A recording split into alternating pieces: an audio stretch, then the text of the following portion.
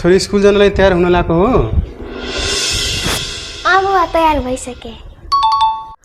साह्रै गर्मी छ, पानी खानु पर्छ नि स्कुलमा। तिम्रो बोतल कहाँ छ?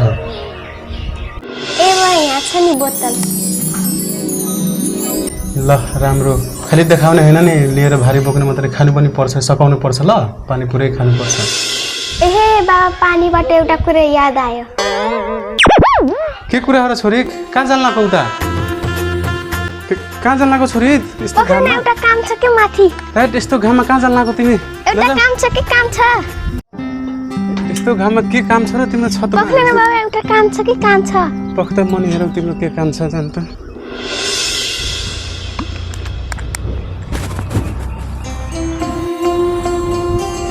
यो के गर्न लाग्यो छोरी? बाबा पानी हाल्न लाग्यो। यो के हुन्छ र पानी हालेर? चराचुरुङ्गीहरू खानलाई। एहे, हेर्नु त मेरो छोरीको चाहिँ कति राम्रो सोच रहेछ।